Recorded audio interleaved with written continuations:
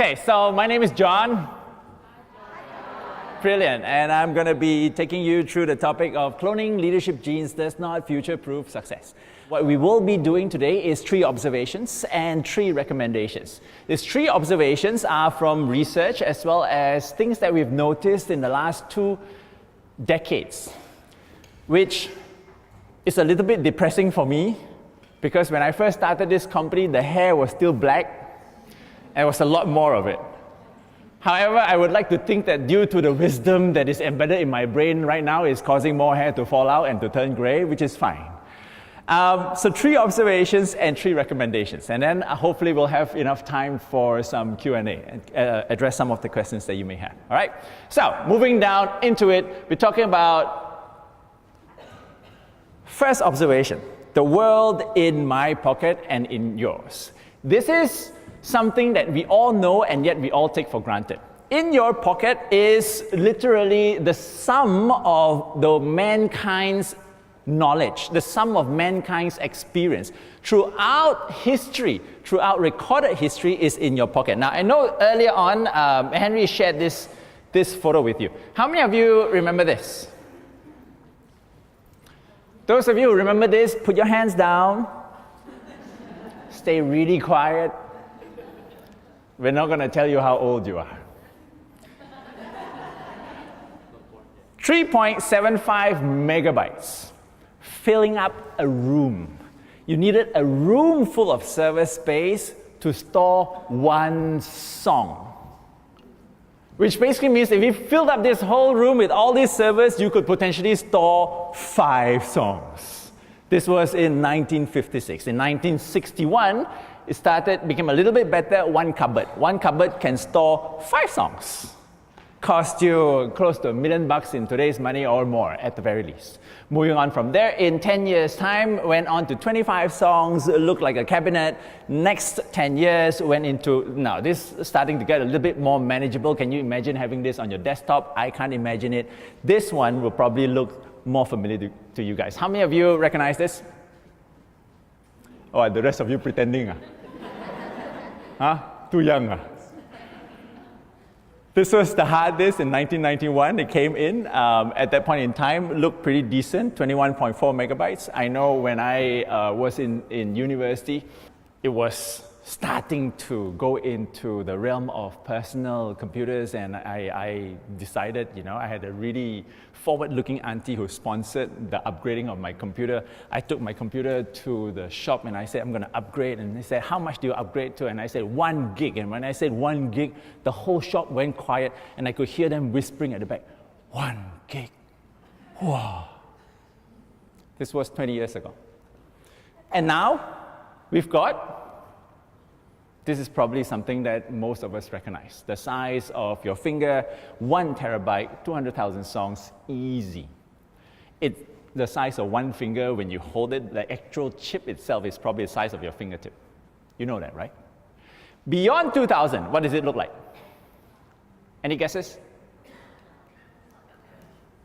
Moore's law. Moore's law says every 2 years, the speed will double, the size will halve. Estimates are in about 25 years, what used to fit and what is fitting in your pocket right now will fit inside your blood cell in 25 years. The blood cell wasn't big enough for us to put up on the screen. You can't see it. What fits in your pocket right now will fit in a blood cell in 25 years. That's observation number 1, Moore's law. Things are escalating and it's escalating really, really fast. By 2022, 75 million current jobs displaced. These are all numbers from the World Economic Forum. You can Google these numbers, they all come out at you. 75 million current jobs displaced, and everybody goes around running like headless chickens. What are we going to do? What are we going to do? HR, oh my God, 75 million people, no more jobs. What do we do? Here's the good news. 133 million new jobs coming up. So as you go into the doom and gloom, we're all going to die, everybody's going to have no jobs, not true. It just means that there are going to be different jobs. So the question for HR now is, are we preparing the people for these new jobs? Because guess what? What we're doing these days isn't going to hack it. And that's reality. Second thing I want to share. Disruption is everywhere. This is something that you all know. This is something that I know. This is something that everybody is familiar with. Disruption from the perspective of organizations. When you look at these organizations, where are they? So depressing, right? How many of you grew up and had a Nokia phone at one time? 90% of the people put up their hands, man. Now I know how old you are, even though you tried to hide it. And how many of you, when you got your Nokia phone, you took the Nokia phone, you put it in your pocket, and you went like, yeah, that's right. I had one of those phones, the silver one that goes, you know, the slide out, you go, shing, and then it created that whole, and then you do nothing but you walk around, and because you want to look cool, you know, nobody calls you, you just go shing, and then you're like, yeah, Nokia. Kodak, for all of you who used to do photography, you all know Kodak. Toys R Us, how many of you know Toys R Us? I don't want to grow up. I'm a Toys R Us kid. Sure not, you all know Toys R Us. The sad fact is they're not around anymore. And here's also the depressing statistics. It says 40% of the world's leading organizations will not exist in a meaningful way 10 years from now. The chances are 40%, 4 out of 10 of those large organizations that we know and we love today will not exist in any meaningful form 10 years from now. And this is, for me, one of the most depressing photos, one of the most heartbreaking moments. And I love the fact that they said we didn't do anything wrong, but somehow we lost. We didn't do anything wrong, but somehow we lost. We went into oblivion, but what did we do wrong? So here's the takeaway from you. In HR, it's not enough to not do anything wrong. Not doing anything wrong just means that you're on a slower path to extinction. But extinction is still going to come. And that's reality. Right? We got to somehow understand that this is the rate of technological change, and this is the rate of business productivity. This looks like a really cool slide, right? Wow, it's the kind of slide that business leaders like, you know. You look at it and you're like, wow, see, this is the gap, and we've got to close the gap. Wow, red color, no good. Green color, better. This is the kind of slides that business leaders love. But what does it actually mean? Let's bring it home to you. What it basically means is that technology is changing our lives exponentially, that green line over there. But our work is changing but it's changing incrementally, slower. Essentially, your lives are, but your work is meh. Don't believe me? I'll give you an idea. People talk about robots all the time, and one day we're going to be able to tell our robots, you know, to do something, and the robots are going to be able to do it for you. You know what? In your lives, we are going way beyond that. You've already gone beyond that. We're used to obeying instructions from a robot practically on a daily basis in our lives, but at work, we still talk to our managers, and we get instructions from the managers.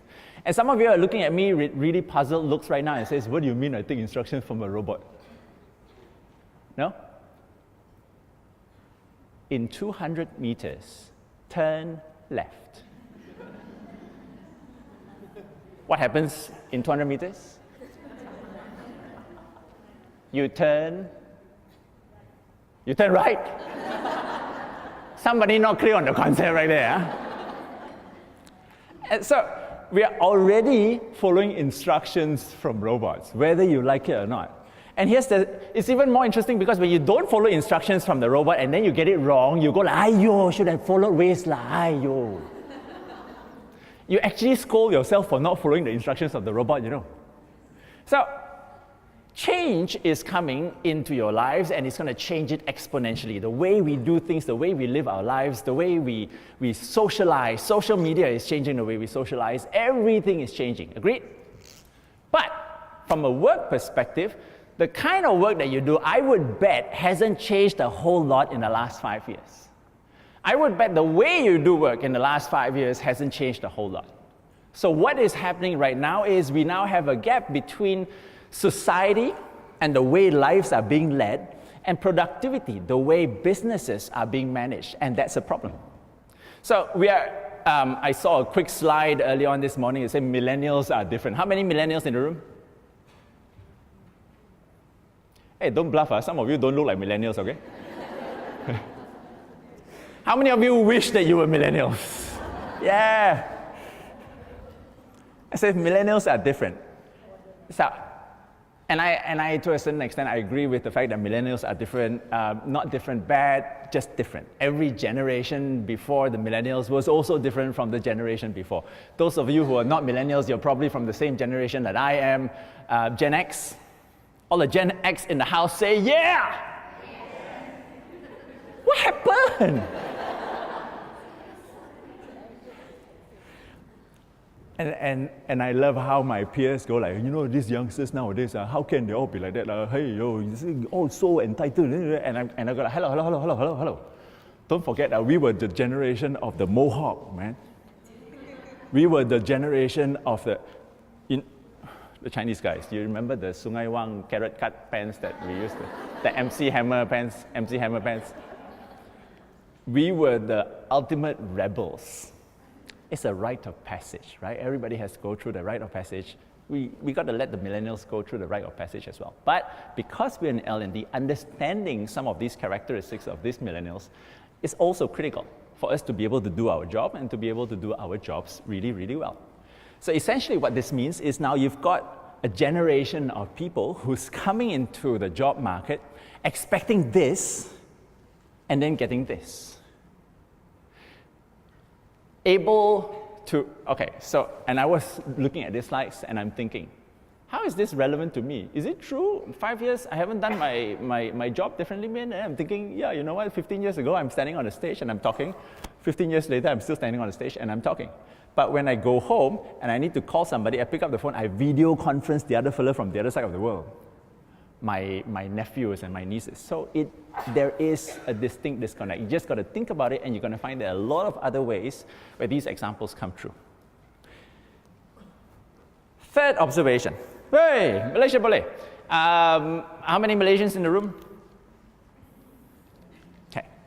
So if I do the Malaysian jokes, you get it, huh? When we say Malaysia boleh, I'm a true blue Malaysian, 5 generations I've been in this country, tanah tumpahnya darahku, right? This is, and that's the reason why I'm still here. Despite everybody telling me you should move out, that's the reason why I'm still here. But there are some things that Malaysia boleh, and there are some things, however, that Malaysia boleh in, we are number 1 for?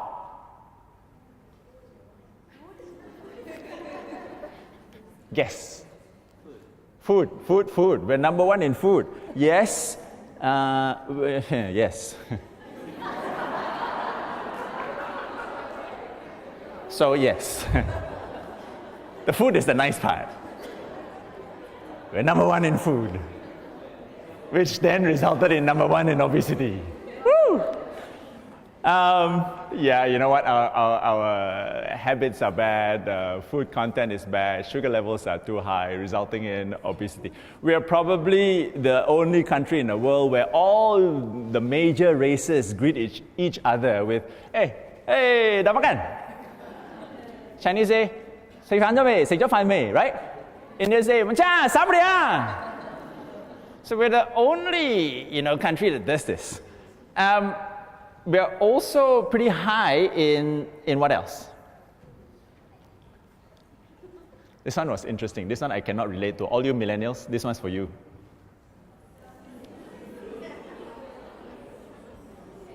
Number 5 and number 10 in the world for most selfies taken.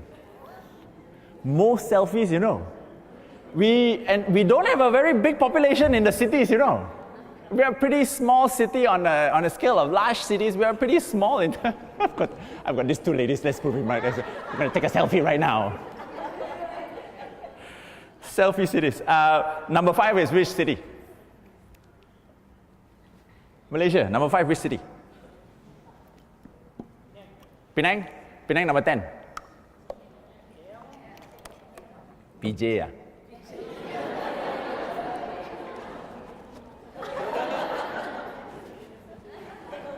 number 5 in the world. So my takeaway from this is we are fat and proud. Yeah. Okay. Don't get angry lah, huh? Don't be so sensitive. I think I don't have the data, but we are probably also one of the most sensitive societies in the world as well. And the third one that I've got for you is Global Power Distance Index. This is a little bit more serious. We're number 1 in the world. What is this Global Power Distance Index? I'm just going to very quickly cover this. It is basically the distance that exists between two different levels of authority. Essentially, to put it simply, in organizations, will be between you and your boss, or between your subordinate and you. The power distance, the further the power distance, the more difficult it becomes to bridge that gap, to talk to the other party, to discuss things with the other, to challenge the other party, and so on and so forth. Number 1 in the world. We're higher than Japan, we're higher than Korea, we're higher than China. All those countries that in our mind, right, in the mind of Malaysians cannot be. How can we be, oh, Japanese are high, you know, so serious. Huge power distance. We can't be higher than them. Yes, we are. We're number 1, which is why it took us 60 years to change the government. Because authority, right? We don't want to challenge the authority. So we're going to sort of, no, untouchables. Let's not touch them. So this is interesting. But the context of who we are today, where we are as a country, you got the first, second, third, fourth industrial revolution. Everybody's talking about the fourth industrial revolution. Everybody's preparing for the fourth industrial revolution. Guess where we are? We are nowhere near the fourth industrial revolution, ladies and gentlemen. We are sitting in between the second and the third. And this is all backed up by data. I think this research was done by Pricewaterhouse. It basically said that we are not in the fourth industrial revolution yet. We're not even past the third one yet. And I said, Malaysian, right? Proud. How can? That's not right. How can this be true? How can this be true that we're not, you know, in the at least the third, moving on to the fourth? And then we Googled smart warehouses of Malaysia. And then we Googled smart warehouses of China. Malaysia? China! Now I'm 5th generation Chinese. And I suspect quite a number of you have been in the country the same amount of time that I have. When I was growing up 30 years ago, my mother would threaten me, 送你返唐山. In Malay, that basically means, I hantar you balik kampung. And the kampung here wasn't here, it was back there. And every time we would, and if there are any Chinese people from China over here, no insult, man, okay? When we would go back there, and when you go back there, you would have all your relatives who would come to you because, wow, you're from Malaysia, you know, you're so lucky, you're so educated, you must be so prosperous, and they would, you know, try to get into your good books so that they could get stuff from you, and so on and so forth. 10 years later, we went back to China to see what we could get from them. Now, no need to talk, right? So things have shifted. And from a Malaysian perspective, I think we really, really have no choice but to focus on the fact that some things need to be addressed, and they need to be addressed now. Not later, not in the future, not keep in view, not see how, but to start addressing some of these things now. Because otherwise, what's going to happen is when you get countries like Vietnam and potentially Myanmar coming up soon, the research shows that they are leapfrogging. They were behind, they weren't on the same level as Malaysia at one point in time, but what's happening is they're collapsing IR 3.0 and 4.0. So they're going from 2.0, boom, 4.0. Malaysia, what are we doing? Relax. Tak lari, gunung dikejar. Sort of chill out a little bit, right? And up until this year, we were one of the most contented societies in the world, which is not a bad thing, I suppose. So we were obese, we were proud, and we were happy. which is not a bad thing. This year, it took a drastic drop. Did you read the papers a couple of days ago?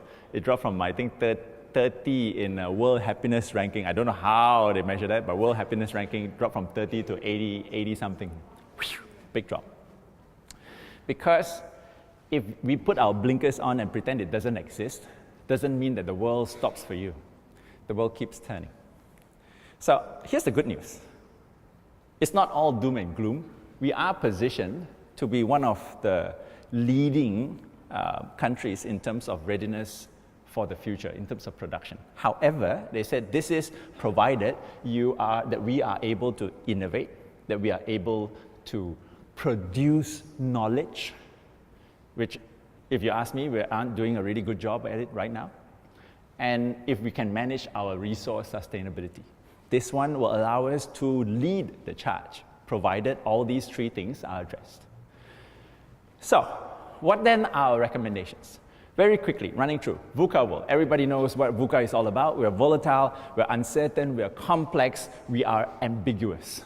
This is where we are at this point in time. This is you, this is me, this is every single employee in your organizations. We need to learn how to surf the wave that's coming. How many of you have learned how to surf? Excellent. I've got one surfer. The rest of you? Being surfed.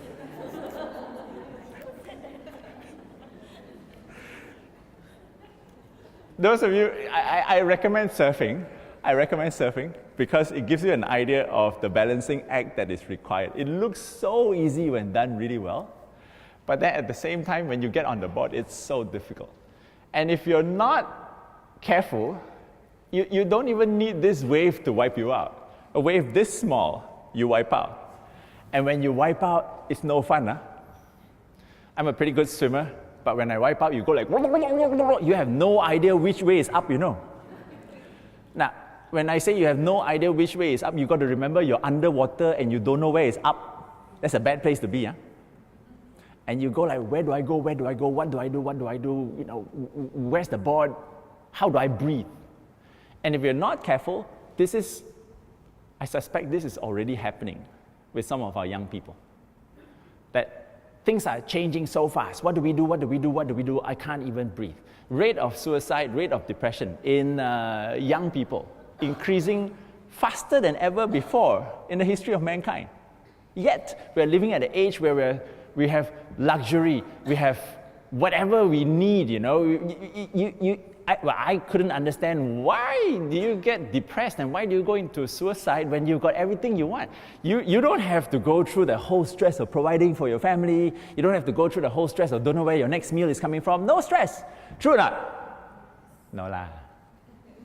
That's a whole totally different ballgame of stress that you and I are evolving into, but they are born into.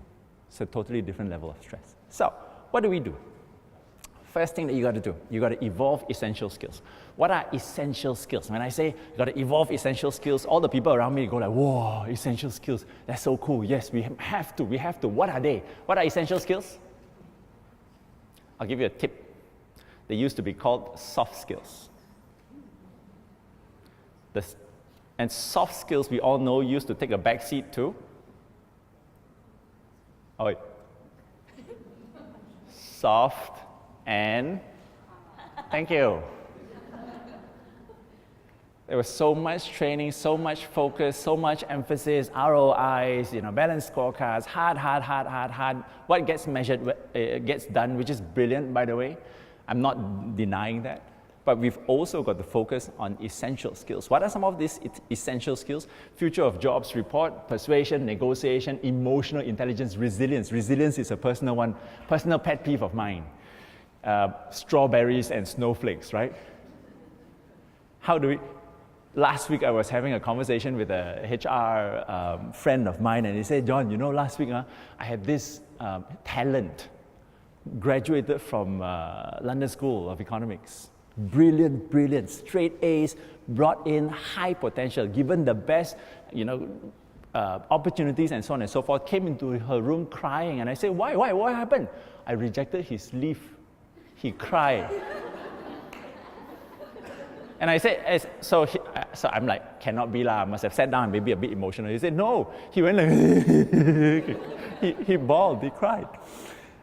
And I'm like, oh dear.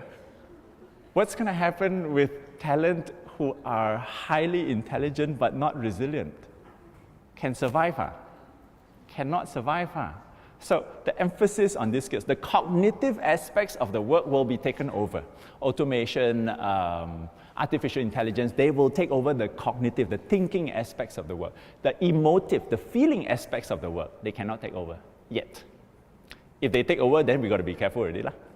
Singularity, Skynet, right? So there's going to be a 42% shift in workplace skills.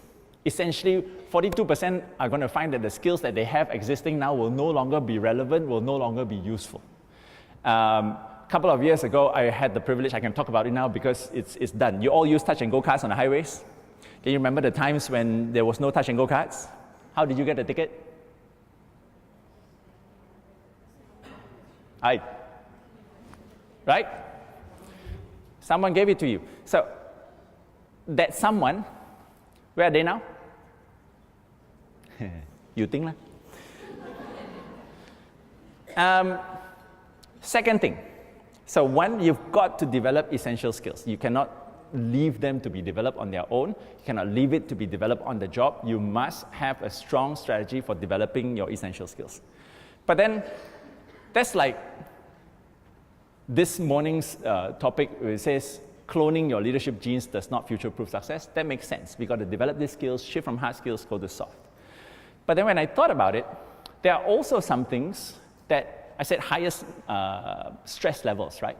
And this high levels of stress is because we are currently surrounded by change. Fastest rate of change ever in the history of humankind. And because things are changing so fast, you tension lah. You get stressed out because every time you look at something, it's no longer the same. And that causes a high level of stress. So from a managerial leadership perspective, one of the key things that we must also focus on is the ability to stabilize your core. So as the things change around you in terms of strategies that have to change, skills and competencies have to change, process and technology, whether you like it or not, will change, the manager and the leader needs to play the purpose of the anchor, purpose and values. Purpose of why we do business cannot change. The values cannot change. You know, these days it's no longer cool to have values. When you talk to young people about the values, they roll their eyes. They go, oh my God, grandfather stories again. And they roll their eyes. No, it's not cool to have values anymore. Now, I've got 2 minutes. I'm going to go really, really fast. Now, as HR, our job is to protect and defend those values. That is our job. That is not just our job, that is our duty. We have to defend values, where people live with a set of values.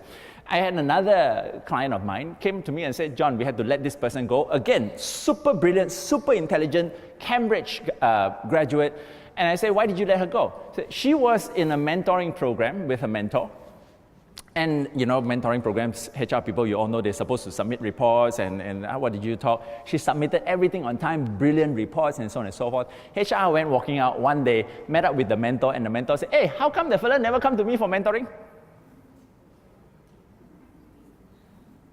But reports all submitted. Top student. So if we groom intelligence without values, can you imagine the destruction that's going to happen when authority comes into these people? So we have to defend our core.